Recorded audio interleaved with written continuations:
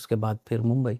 बहुत मेलोड्रामा मेरे लाइफ में चलता रहा, मुझे अभी तक नहीं समझ में आया मुंबई, क्योंकि बाबूजी हमारे बहुत कष्ट किए।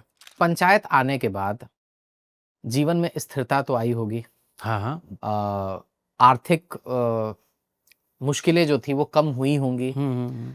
पंचायत को आप कैसे देखते हैं, पंचायत के बाद की जिंदगी को? पंचायत मेरे लिए एक एज एन एक्टर एक वरदान था, मतलब वरदान ही जैसा था हमारे लिए तो।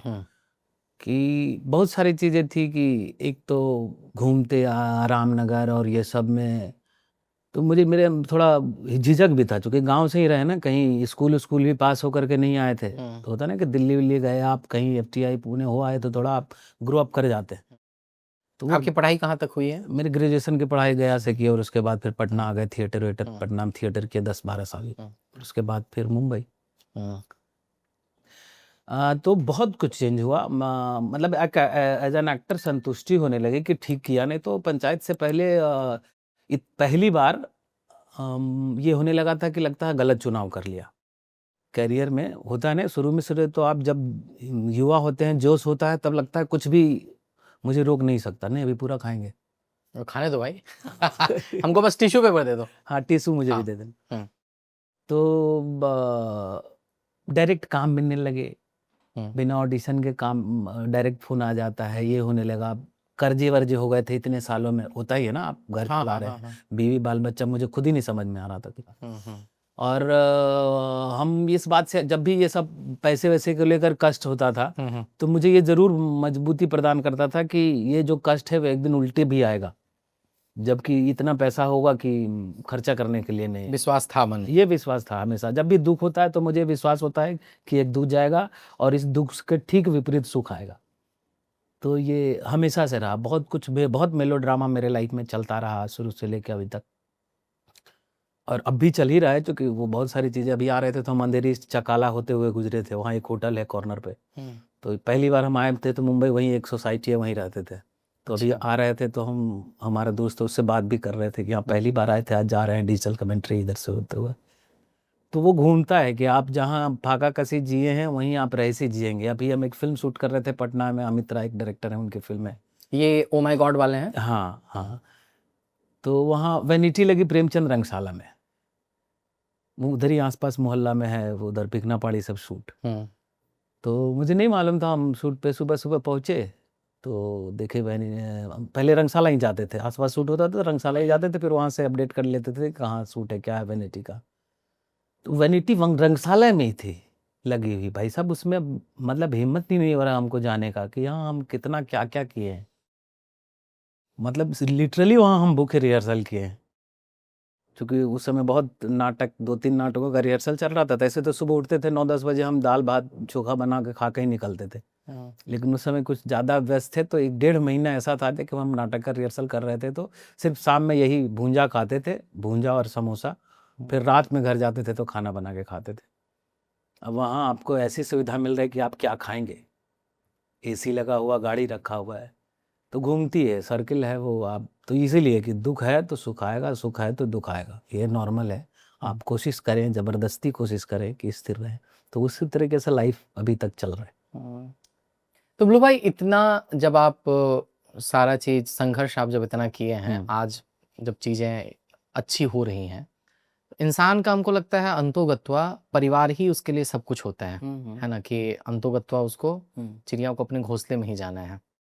कभी अभी दिमाग में ये प्लान चल रहा है कि अब अपने परिवार को जो है हम मुंबई बुलाएं, ताकि साथ रहने का एक जो है सुख वो मिले मेरे को? बच्चा लोग है, उसको भी बेहतर जिंदगी मिले, एक बड़ा शहर मिले। मेरे बच्चे अभी तक मुंबई देखे भी नहीं। हाँ, एक बार भी नहीं आए हैं? नहीं, हम ही इतने मेहनत करके आप आए हैं तो कैसे वो, मतलब समझ में नहीं आता है कि कैसे क्या मुंबई। तो लगता है कि बच्चों को तो कुछ समझ में नहीं आया क्या है मुंबई। मुझे अभी तक नहीं समझ में आया मुंबई। पहली बार आए थे तो गेटवे ऑफ इंडिया देखे थे, उसके बाद लगता है करीब 11 के बाद अभी तक दोबारा नहीं देखे हैं गेटवे ऑफ इंडिया। मुझे घूमने का भी कभी मन नहीं करता कि मैं गेटवे ऑफ इंडिया देख लूँ या बैंड स्टैंड देख लूँ, मुझे कुछ नहीं समझ में आता। मुझे सिर्फ यही समझ में आता है कि बढ़िया खाओ, अपना काम पे फोकस रहो, काम करो।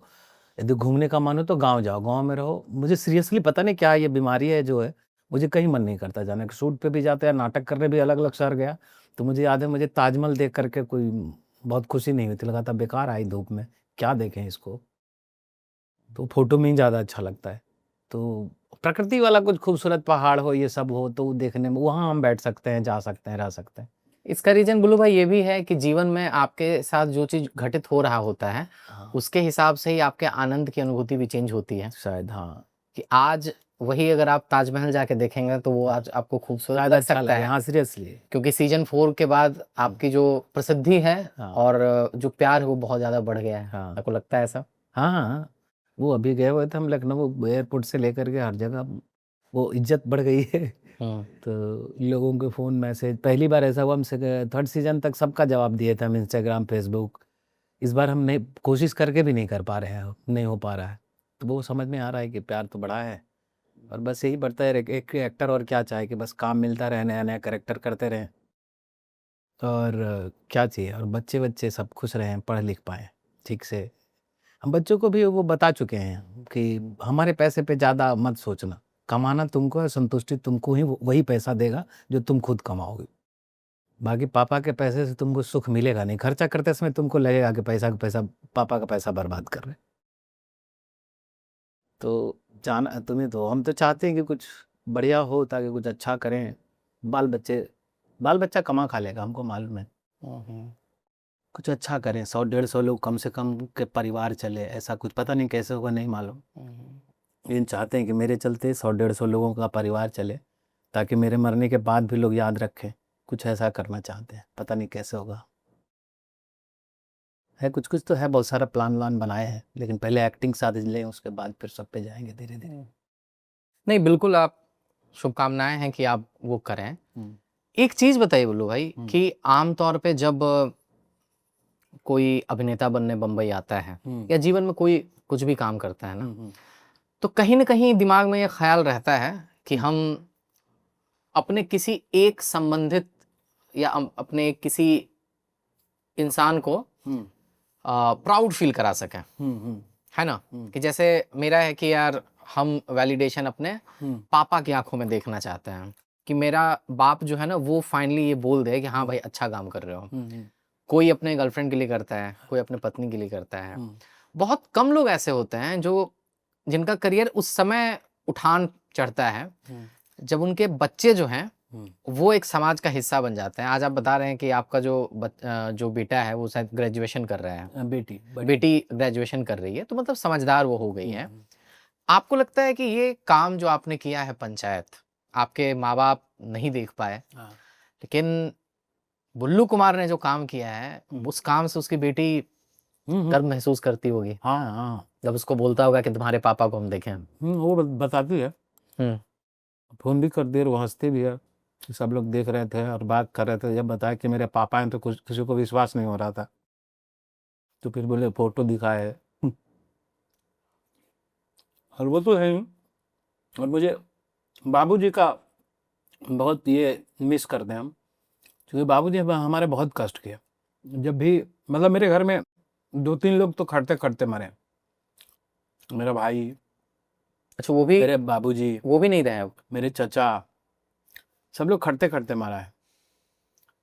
तो है सर, तो वो लगता है उनका था कि गाड़ी खरीदना था उनको, कि स्कॉर्पियो से घूमते, क्योंकि उनका वैसा था, सर्किल उनका था, बताया ना, विधायक और ये सब उनका सर्किल था वैसा। तो मुझे लगता था कि पैसे कमा के इनको गाड़ी दूंगा, गाड़ी में ये घूमेंगे तो मुझे अच्छा लगेगा। तो वो सब नहीं हो सका, लेकिन ठीक है, ऊपर वाला जो करता है सब अच्छे के लिए करता है, कुछ अच्छा ही सोचा होगा। लास्ट तक रुके हो, मतलब क्लिप आपको इंटरेस्टिंग लगी, तो subscribe to digital commentary clips, और फुल पॉडकास्ट तो इससे भी ज्यादा इंटरेस्टिंग है, जिसका लिंक आपको डिस्क्रिप्शन बॉक्स में मिल जाएगा।